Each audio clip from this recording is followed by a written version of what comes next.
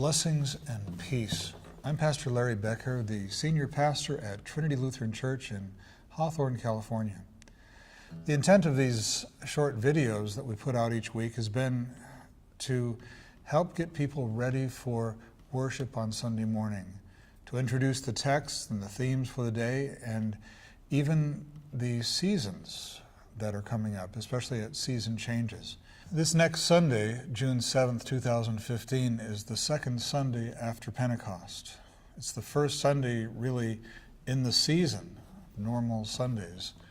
Why is that important? Well, each of the seasons has its own different emphasis and theme, focus. We have Epiphany, Lent, Easter, Advent. All of these things are fairly specific and fairly short. The season of Pentecost, however, is basically half a year long. It used to be called ordinary time, not so much because it's ordinary or normal, but more in the sense of the ordinals, of counting down in time, from the beginnings of our human drama and separation from God to the end times and our full restoration with God when He brings the whole of creation together. No wonder we take half a year to get through this. Each text builds on the previous text. Each Sunday helps us to see how we grow in our faith. This next Sunday, we think about evil and sin. We're taken to the garden in our Old Testament lesson from Genesis chapter 3, and we see how sin damaged us, our relationship to God and one another. We're unable to accept blame and put the blame on others.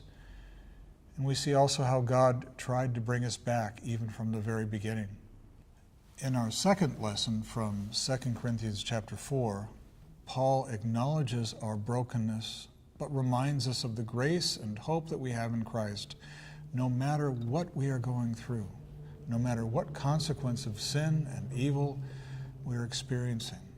He counsels us not to lose heart, to live with the sure knowledge of the hope that we have in Christ of what's to come.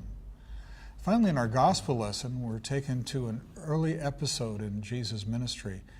Things are beginning to happen. He's forgiving people, which is a shock for those who are thinking only God can do that. He's healing people, again a shock. Casting out demons, pretty strange. He's calling His disciples, people to follow Him. People are beginning to notice, but not in a good way. Jesus is so bizarrely different from anyone else they'd ever seen before. People actually told His family that He was out of His mind and they were trying to get them to take Him away. Some thought He had a demon. Evil doesn't like to be confronted. Evil thinks it has the upper hand always. How has sin damaged your life and your relationship with God, your family, your friends? You're invited to hear what God's plan is for evil, for all of creation, and for you. How God will help you to deal with the brokenness in your life. This coming Sunday, we have our regular traditional worship at 8:30 and our contemporary worship at 10:45. Both have a celebration of Holy Communion. We'd love to have you join us and be a part of what God is doing in this place. Blessings and peace be with you. Amen.